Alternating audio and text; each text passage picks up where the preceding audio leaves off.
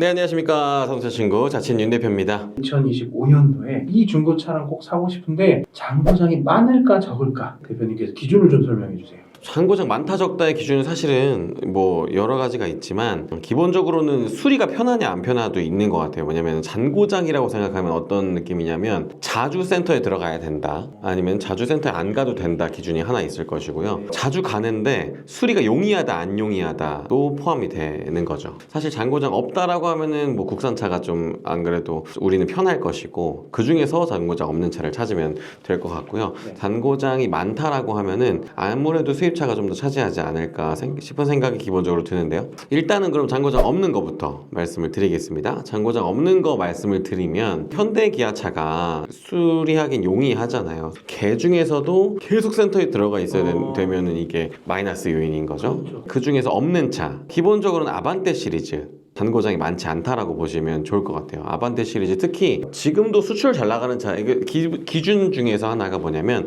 수출이 나간다라고 하면 사실 잔고장 적다라고 생각하시면 돼요. 아반떼 중에서도 MD가 있고 HD가 있고 뭐 AD가 있고 삼각대가 있고 뭐 이게 올라가잖아요. 지금의 아반떼까지도 오게 되는데, 생각해보면 전자기기가 많을수록 잔고장은 많을 수밖에 없어요. 차 안에 기능이 점점 디지털화 될수록 잔고장은 많을 수밖에 없다. 저도 타고 다니는 건데 레인지로버에 대한 이야기가 있죠. 그 차가 타는 내 눈앞에 보이면 수리하러 가던가 수리를 받고 나오던가. 그렇죠. 저 차는 차주가 차가 두 대일 것이다. 같은 차가. 왜냐면 한 대는 들어가 있어야 되니까. 뭐 그런 이야기가 나오는 것도 뭐냐면, 결국은 레인지로버가 엔진 문제나 뭐 이런 게 있는 게 아니에요. 대부분은 전자기기 문제거든요. 아우디도 마찬가지고 차 엔진 문제 이런 건 요즘은 거의 크게 나오지 않아요. 근데 문제는 뭐냐면 전자기기에서 문제가 생기는 거기 때문에, 똑같은 아반떼라고 생각하면 당연히 삼각대보다는 뭐 AD보다는 뭐 MD보다는 HD가 이렇게 더 잔고장이 적겠죠. 왜냐면 점점 전으로 갈수록 아날로그니까. 그래서 지금도 HD, 아니 그 정도는 지금은 거의 없어.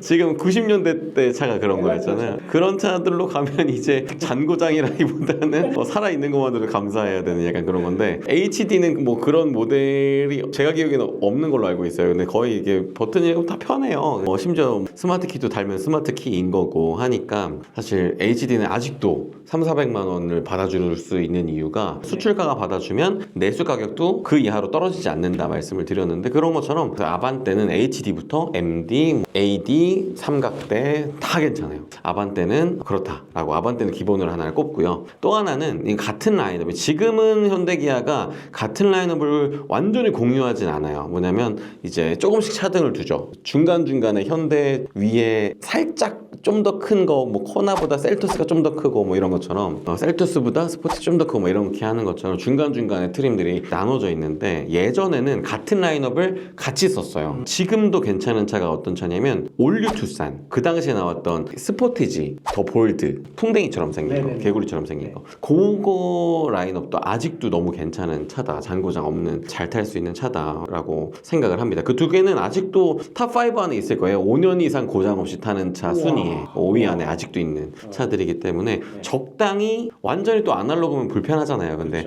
너무 디지털이면 또 불편해요. 근데 그 적당한 수준에서, 제 생각에는 적당한 수준에서 있기 때문에 잔고장 없이 5년 이상 타도 괜찮은 차. 그러니까 바꿔 말하면 5년 이상, 5년이라고 하면은 지금은 그 차들은 한 7년 정도, 7, 8년 됐지만 그 차들 5년 이상 타도 괜찮은 차이면서도 키로수가 만약에 8만에서 15만 안쪽으로 타셨다면 괜찮은 차. 그런데도 가격은 뭐 1,000만 원 이하대도 있는 차들이니까, 그런 차들 경제적으로도 사도 괜찮은 중고차다라고 말씀을 드립니다. 나중에 판매하실 때도 좀 용이할 수도 있겠네요. 그럼요. 그게다가 이것도 똑같이 아직 수출이 나가요. 전쟁만 끝나면 더 나가겠죠, 이 차들은. 그때 같은 라인업이었던 올류투싼과 스포티지 더 볼드다 라고 말씀을 드립니다. 그리고 마지막 하나 남았죠. 탑3니까 하나는 완전히 제 주관적인 거, 크루즈 시리즈, 베라크루즈, 맥스크루즈. 베라크루즈, 맥스크루즈는 차가 정말 괜찮아요. 요즘에도 디자인도 이제 와서 보면 나쁘지가 않거든요. 예쁘게 하고 다니시는 분들이 있어요. 베라크루즈도 지금으로 보면은 우리나라의 까이엔이었다, 뭐 이런 얘기가 있을 정도로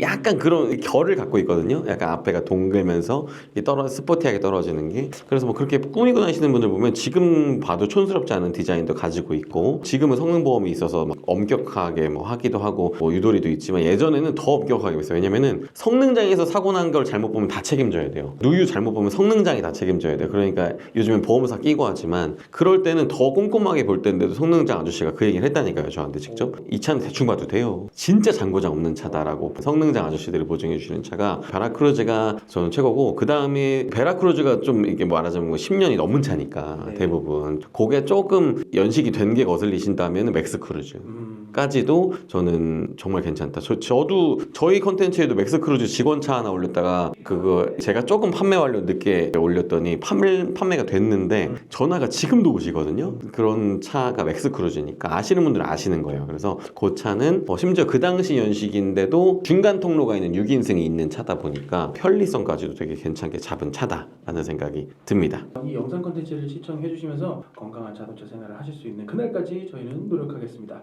감사합니다. 감사합니다.